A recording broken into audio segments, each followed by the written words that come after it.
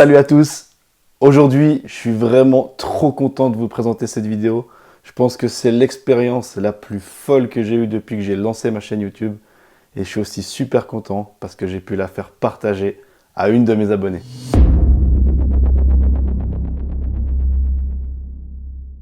Pour planter un peu le décor, j'étais tranquillement en train de travailler un matin de semaine. Et là, j'ai le téléphone qui sonne. Et c'est Alina, la community manager d'Aprilia Suisse, que vous connaissez assez bien, qui me téléphone. Alors, ce n'était pas un téléphone anodin. Dans ce téléphone, elle me dit que je dois faire un rendez-vous téléphonique avec Francesco Bezze, un des responsables d'Aprilia Racing. Sur le moment, je ne comprends pas trop parce que je me demande si j'ai fait quelque chose de mal sur mon Instagram, s'il faut que je change quelque chose dans mes contenus. Enfin voilà, je me remets un peu en question. Et au final, elle me dit « T'inquiète pas, c'est une bonne surprise. On a vraiment un truc incroyable pour toi. Mais il faut absolument que tu parles à Francesco. » Donc là, moi, j'accepte le rendez-vous, évidemment.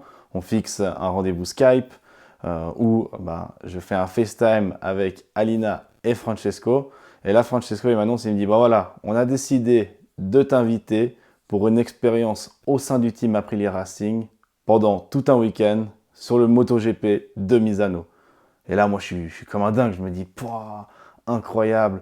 J'ai déjà pu aller voir des GP, aller en VIP dans des GP, mais j'ai jamais pu vivre un GP depuis l'intérieur, voir dans les box, voir les pilotes, enfin vraiment côtoyer le MotoGP au plus proche. Et là, c'était une occasion vraiment en or.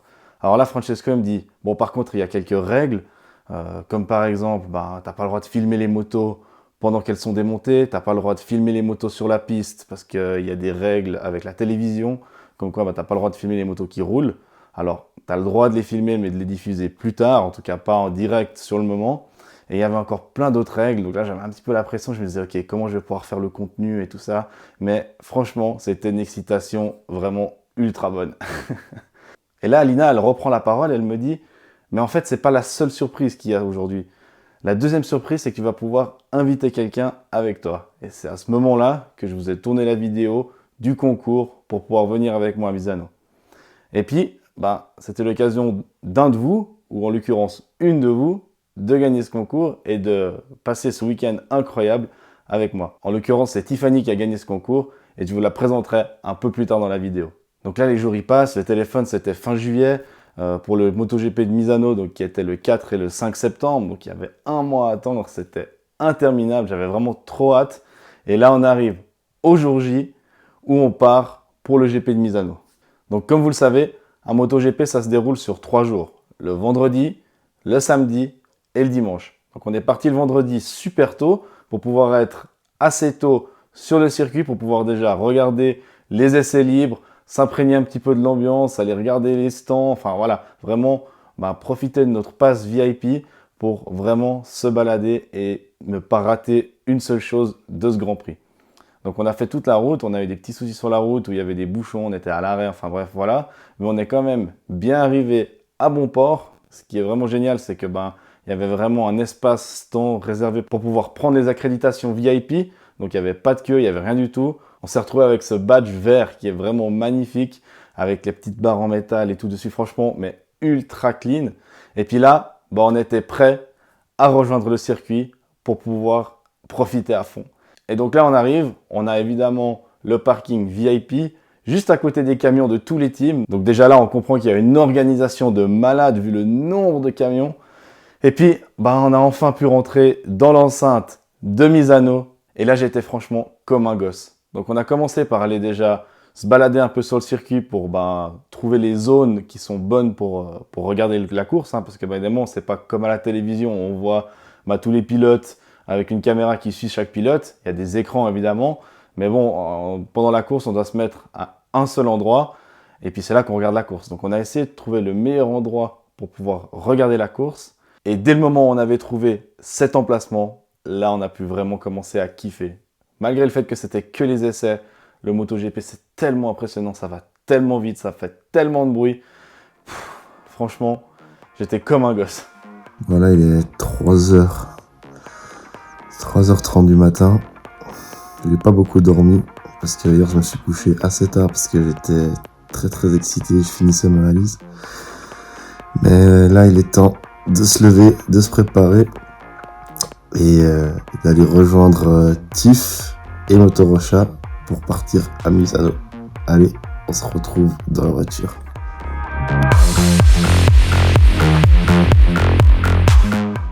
Bonjour.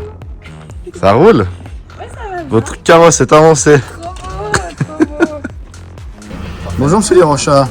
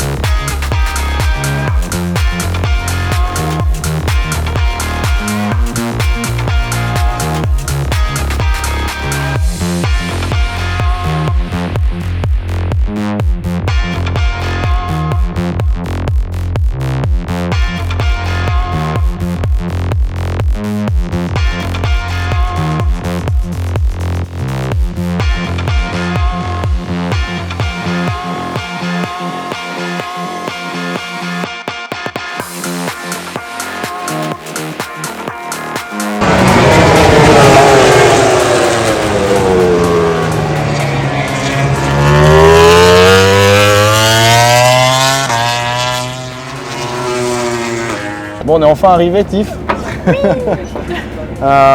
Du coup, est-ce que tu peux un peu me parler de ton expérience dans la moto parce que personne ne te connaît sur ma chaîne. Alors, j'ai commencé la moto à 16 ans avec une Aprilia RS50. Et puis... Déjà, t'as bien commencé. Ouais, j'étais tout de suite dans la bonne marque. Et puis là, du coup, ça fait quelques années que je fais de la piste. Ok. Et puis, du coup, j'aimerais bien aussi maintenant essayer un petit peu le cross, enfin diversifier en tout cas les activités que je fais dans la moto. Un peu tout essayer. Ok, Ouais. cool. Et du coup, premier GP, hein. Ouais, premier GP, donc difficile de faire mieux pour le coup. Ouais, là, ça va être dur. Une fois que les qualifications étaient terminées, on a pu se rendre, grâce à notre pass VIP, dans les paddocks. Et là, les paddocks, pour un fan de MotoGP, c'est le Graal. Pourquoi? Parce que c'est là-bas qu'on peut voir toute l'ambiance MotoGP. On peut s'en imprégner vraiment. Là, les gens, ils courent dans tous les sens. Ils ont des racks à pneus parce qu'ils doivent aller chez Pirelli ou chez Michelin pour faire changer les pneus. On croise des pilotes, on croise les patrons de la Dorna, on croise des anciens pilotes, on croise des mécanos qui sont super connus, on croise des personnalités. C'est vraiment là, l'ambiance même du MotoGP, elle est vraiment dingue là-dedans. C'est vraiment une fourmilière. C'est entre les camions et tout ça, on croise les gens qui courent après des pilotes pour leur faire signer des autographes. Vraiment, c'est vraiment à 200 à l'heure dans ce paddock. Ça donne une espèce d'adrénaline qui est indescriptible. Et puis, après toute cette adrénaline, Aprilia, ils nous ont simplement demandé de les rejoindre au Aprilia Lounge parce que, voilà, de nouveau encore un truc de dingue dans ce MotoGP, c'est que chaque écurie a un lounge, donc en gros c'est 2 camions remorques posés avec un toit par-dessus. Et là, vous avez des boissons, c'est là qu'on mange à midi aussi, c'est là que les pilotes viennent pour faire les signatures des autographes. Vous pouvez même rencontrer et discuter avec les pilotes quand ils ont un peu le temps parce que, de nouveau, un week-end de MotoGP, c'est chronométré pour les pilotes et pour toutes les équipes en entière. Donc ils ont des rassemblements, des points de rendez-vous et tout ça. Donc c'est un peu la course, vraiment, c'est le cas de le dire, c'est la course. Et puis ils n'ont pas beaucoup de temps à consacrer aux fans. Mais ils sont quand même là, ils ont quand même le temps de signer des autographes. Donc c'est dans ce genre d'endroit, donc là en l'occurrence le Aprilia Lounge, qu'on peut les retrouver.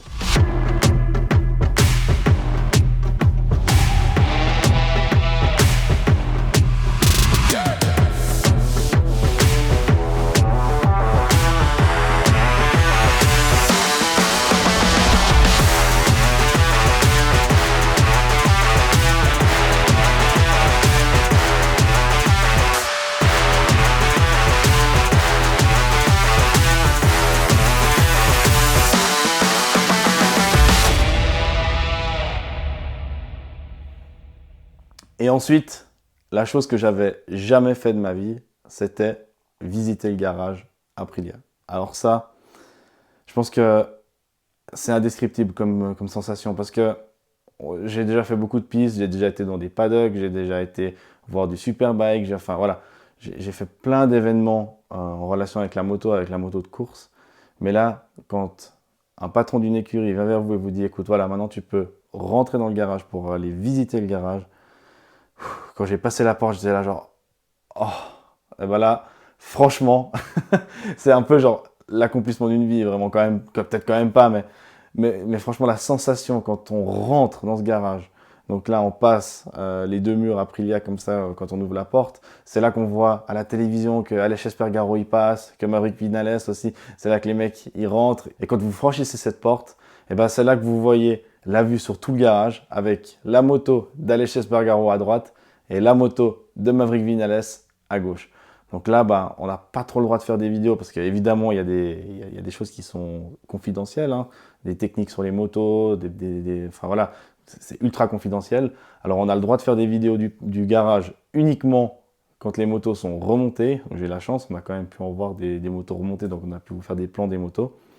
Mais là, vraiment, le feeling qu'il y a dans ce garage, la tension, parce que bah, évidemment, les mécanos ne doivent pas faire une erreur, parce que bah, ils jouent le championnat.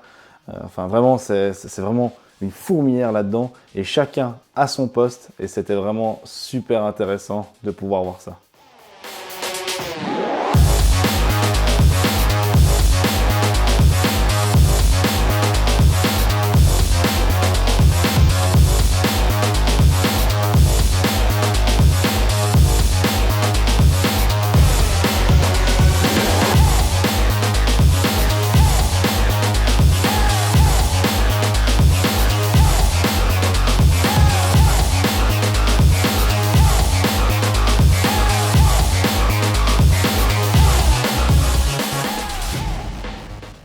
Donc après cette première après-midi riche en émotions, parce qu'on avait déjà fait énormément de choses, et ben Aprilia Suisse nous avait réservé un hôtel à Rimini. Et voilà, c'était l'occasion de manger tous ensemble et surtout de s'imprégner des coutumes locales.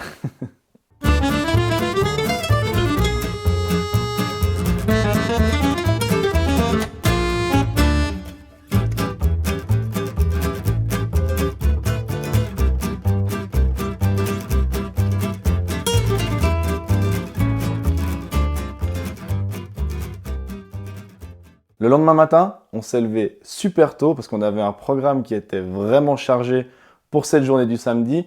Le matin, ben, il y avait tous les essais de toutes les catégories. En fin de matinée, on avait de nouveau la visite du garage pour pouvoir voir comment ils réparent les motos, comment ils se préparent, les stratégies et tout ça. Franchement, c'était super intéressant. Et puis, à midi, on avait un repas en commun avec la team d'Aprilia. Et pendant la visite du garage à 11 h, j'ai demandé à Francesco si c'était possible, pendant la signature des autographes, de faire une interview de Maverick Vinales. Chose qu'il m'a dit qui était peut-être possible suivant le temps qu'il avait. Mais de nouveau, dans ces MotoGP, dans ces week-ends de course, rien n'est sûr parce que ça dépend tout du timing qu'ils ont, ça dépend tout s'il y a des imprévus ou pas. Et là, il m'a simplement dit, viens à la signature des autographes et on regarde si on a le temps.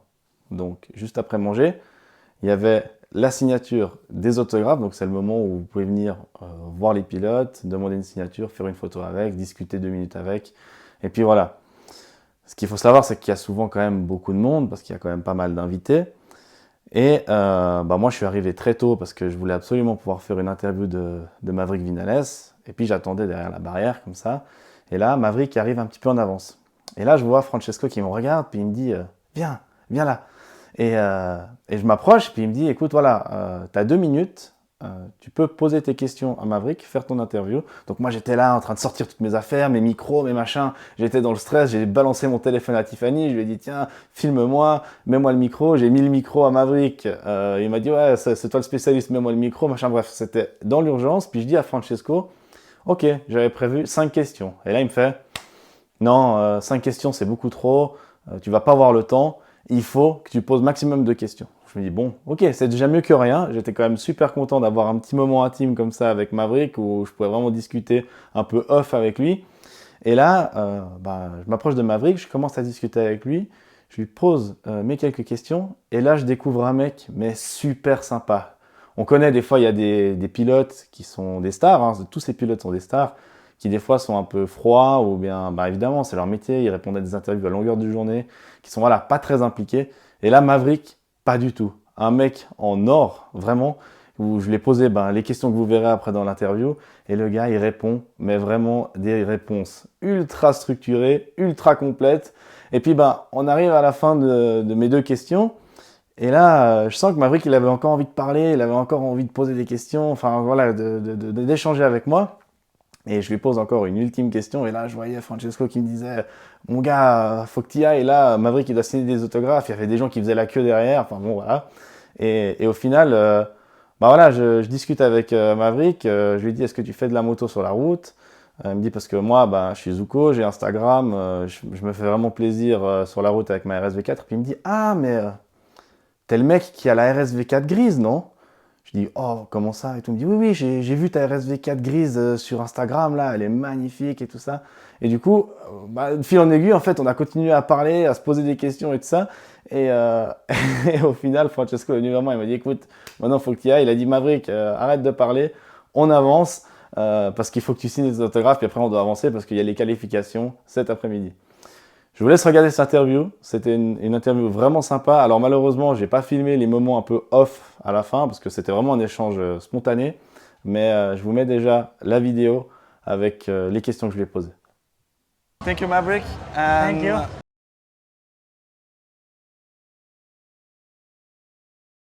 Our mission is trying to make Aprilia become world champion. So actually we are working for a factory, we are working for a great factory, Aprilia and Piaggio Group. So we know as a riders that what we have to do is trying to win, you know. And if we are together, it's much easier because we can develop, we can improve. And somehow also I like Aleix, and it's a good friend outside the racing. Okay. And it is very easy, you know. There is a lot of complicity on all the teams, in both teams. Okay. And the atmosphere is unique, so you are on the correct place. Yeah, cool. So that's really cool.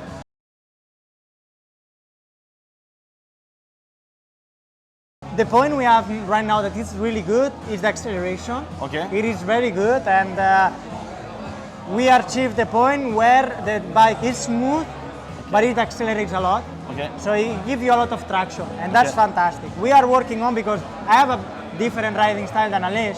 Right. So I jump on a bike that in the first part of the season was made it for Aleix. Yeah. So I struggle a lot on brakes and Okay. entering the corner, and the results are coming, so very happy. Okay, cool.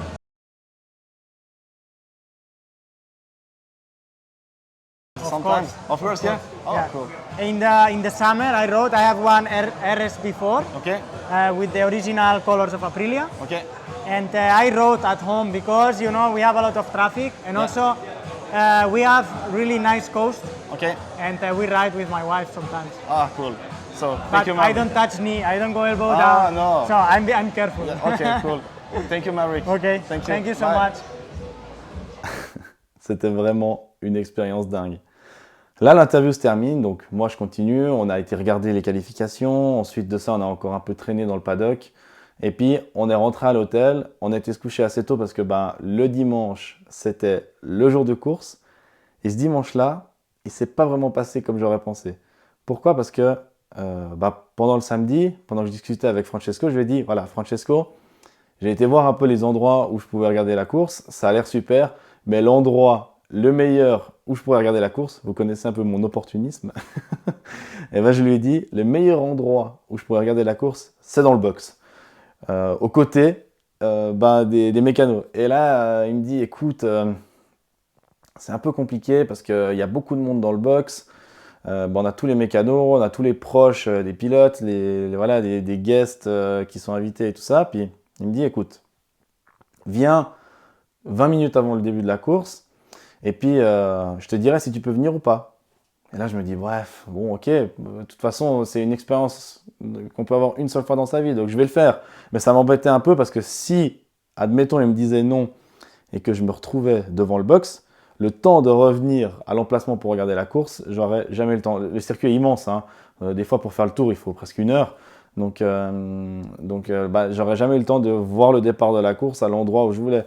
Donc je me suis dit, bon, je le fais quand même parce que c'est un truc que je pourrais vivre qu'une seule fois dans ma vie, mais j'aurais vraiment été déçu de ne pas pouvoir aller dans le box.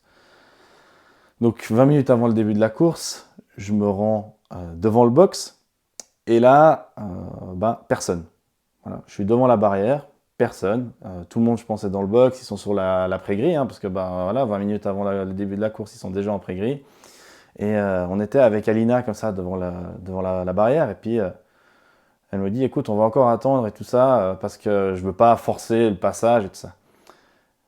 Et moi, je me suis dit, bon, One Life, je rentre dans le box et je vais voir ce qui se passe. Donc là, je rentre dans le box parce que je voulais pas attendre encore des heures devant la barrière alors qu'il y avait personne.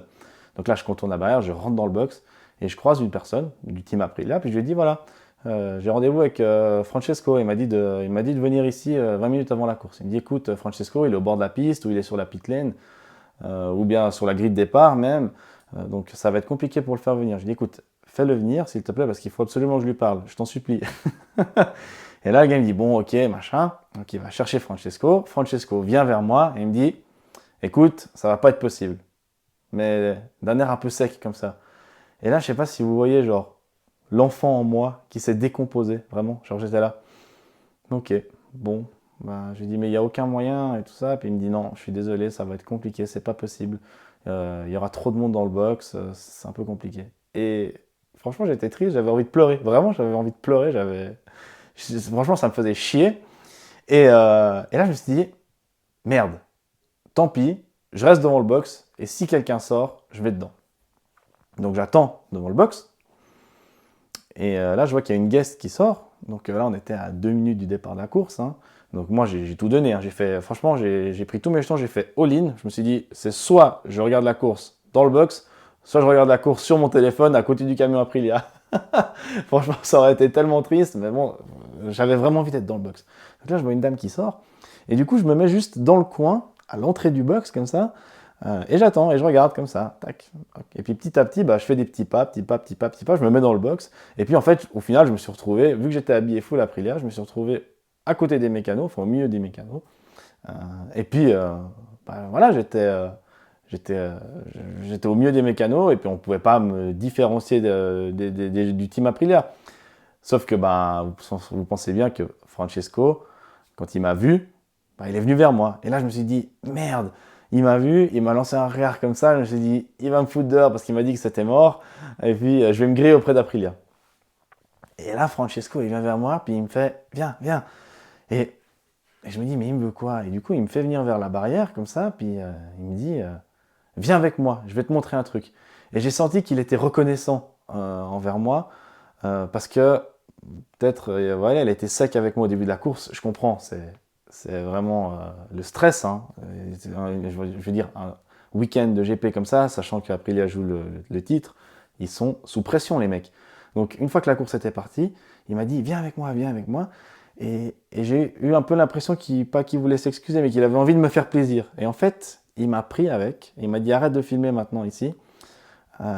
Il m'a pris avec et il m'a amené au bord de la piste. Genre vraiment où il y a le mec qui panote, comme ça. Et genre j'ai pu regarder la course, en tout cas une partie de la course parce que je pouvais pas rester là tout le long. Surtout qu'il faut avoir de nouveau un badge spécial pour accéder à la pit lane, traverser la pit lane et autre bord de la piste. Donc il m'avait donné son badge. Et là j'étais comme un gosse. Franchement je voyais les MotoGP passer. Mais un truc de dingue. J'aurais jamais pensé pouvoir regarder une course de MotoGP genre au bord de la piste. Et là j'étais comme un ouf. Franchement j'étais comme un ouf avec les mecs qui panotaient. J'étais assis...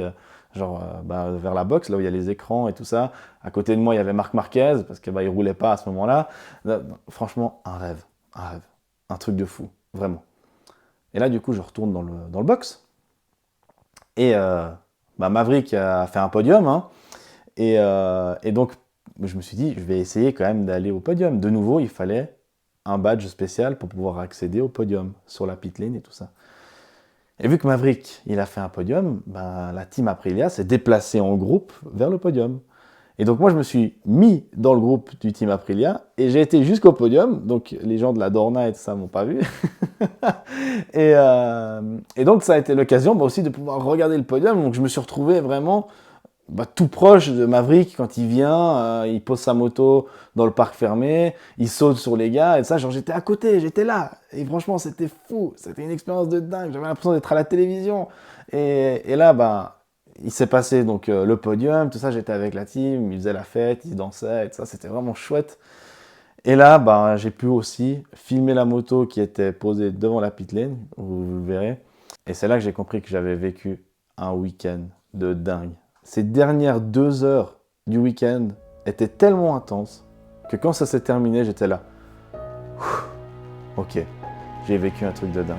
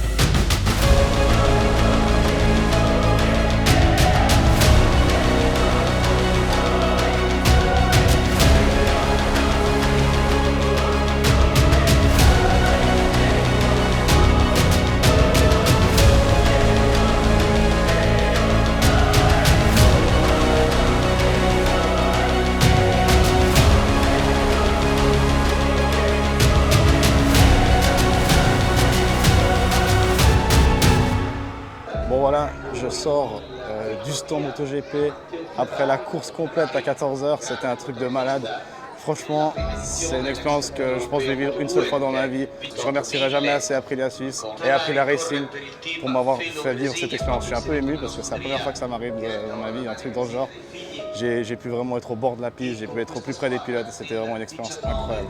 En tout cas, si vous avez aimé cette vidéo, n'hésitez pas à la partager, likez-la et abonnez-vous à la chaîne YouTube parce que c'est grâce à vous, grâce à vos abonnements qu'on peut faire ce genre de projet. Allez, à bientôt, ciao!